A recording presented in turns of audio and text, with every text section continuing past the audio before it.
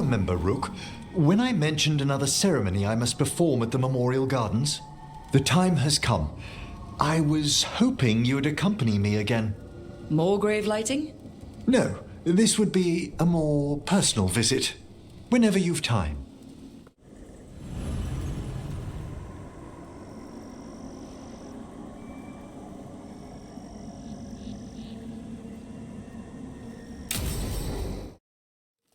Now, what do you have to say for yourself?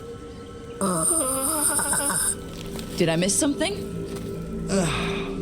Since we're here to gather flowers for the dead, I thought I'd teach Manfred some plant names. But I just caught him attempting to wade into a rose bush.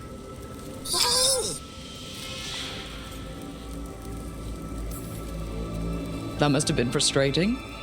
He knows he's not supposed to play in the horticulture.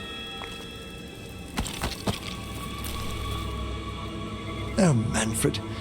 Whatever will happen to you if I pass on? If? There's something I'd like to talk about. Do you know what a lich is, Rook? Doesn't ring a bell.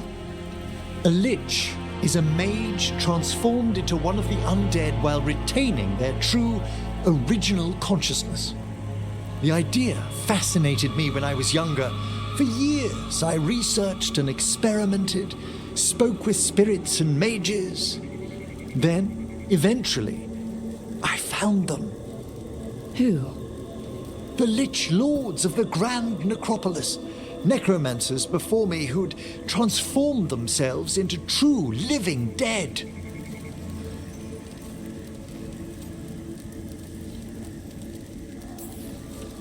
Well, not everyone gets to meet their idols. Oh, but I was nervous. The Liches are the great protectors of the necropolis, bulwarks against forces that threaten creation. After years of tests and rituals, they granted me my desire, the right to attempt lichdom. Hold on.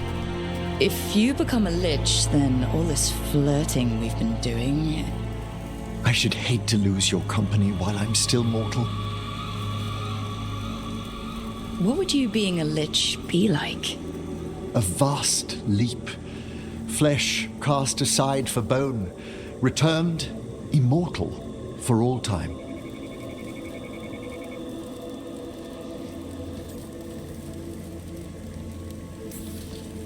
So, if we keep flirting afterward, you'll be a skeleton. If we what? I'm not ruling it out, just asking. Oh, I'd inform you before making any decisions to... questions of lichdom are... Lichdom is an incredible honor. Immortality, prestige, the most hallowed ranks of the Watchers, as well as a chance to be of service past my allotted years. But there are considerations.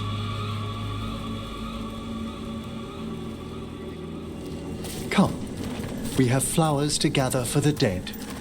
Okay, but I've got questions.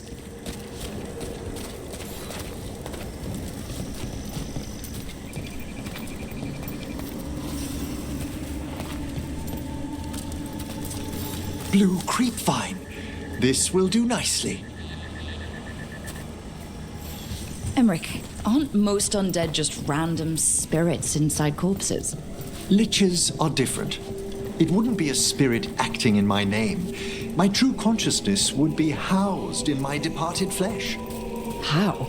The Order must keep some secrets. Moon blossoms, famed in verse and song. Smells like perfume. Do liches have a sense of smell? I've been told that while some of my senses will dull, others will become available. Other than that, I can't say if the flowers would still hold their bloom for me. Lichdom serves a purpose. There are dark things in creation, threats to both our world and the Fade. The Liches of the Necropolis have the insight and the abilities to oppose them. And you're joining them when? Certain elements have held me back.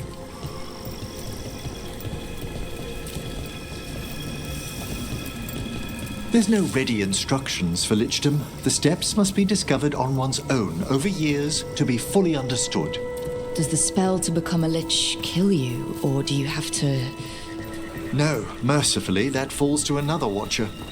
After my death, my soul will be drawn back into my body instead of moving on to whatever lies beyond.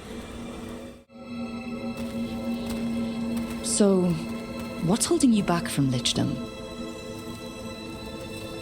Even with all my preparations, there's a chance I could die permanently during the rites. What cowardice!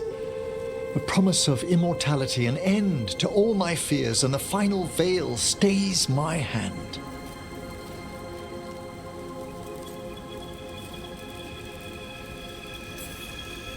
Emmrich, you've spent your life preparing for this and it could still fail? You say nothing that hasn't hounded me. Traditionally, candidates for lichdom face one final sifting of the soul. If they avoid it, you saw my old colleague. Hezenkos. She's a lich. A half-lich, though that hasn't diminished her powers. Until I stop her plans, I won't possess the peace of mind for lichdom. Why don't you select the next flowers, Rook? Sure. So what's a half-lich exactly? Johanna attempted the rites of lichdom and failed. Stuck in her in-between state, she is supremely dangerous, but can't learn any new magic. No wonder Hezenkos was shouting so much. No, she's always been that way. What about the sifting of a soul that Hezenkos avoided? The spirits of the necropolis judge whether a candidate is worthy of the power and responsibility of lichdom. How'd she become a lich without it? I shared some knowledge when we were colleagues. She apparently put together more than I knew. It would be just like her to skip the rituals, the cleansings, the preparations of the soul. For a watcher, Hezenkos is pretty harsh on spirits. We made allowances because of her discoveries. Too many. Spirits are not things to be disposed of. You really care about them? They're so susceptible to the world's whims, Rook. Some spirits are dangerous, but how quickly most respond to a bit of kindness or care or simple attempt to understand. For all she's done, I can't condemn Johanna for attempting lichdom. That freedom from mortality, that divorce from fear. And of course, time to read all of one's books. Of course. But how she's abused her abilities. Are my intentions enough to fare better? Worrying's a good sign. We have enough flowers. There's something I'd like to show you.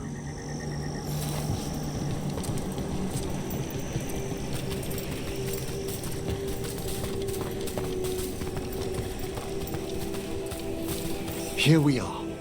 Oh, so these flowers are for... Yes. If you could place them on the graves, please. In memory of Rupert and Eleonora Volkarin, they walk eternity hand in hand. After I became a watcher, I erected a proper shrine to my parents. When I come to talk, I like to think they listen. Well, don't be shy. Introduce yourself.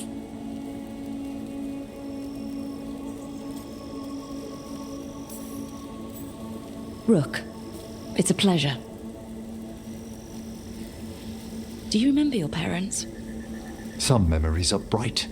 Others are akin to those dim, early morning dreams one gets sometimes. Lately, I've wondered what they'd think of our current course, the choices ahead. Your lichdom? What would they have wanted me to be?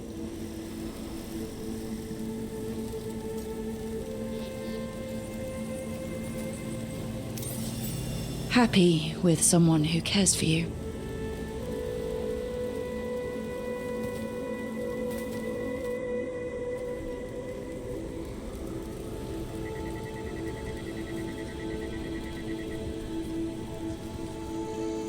Shroud's Kiss. I've always loved the legend around this flower. They say it grows on lovers' graves, and that one moves closer to the fade simply by inhaling its fragrance. Is that true? It is when I will it, my dear. What else?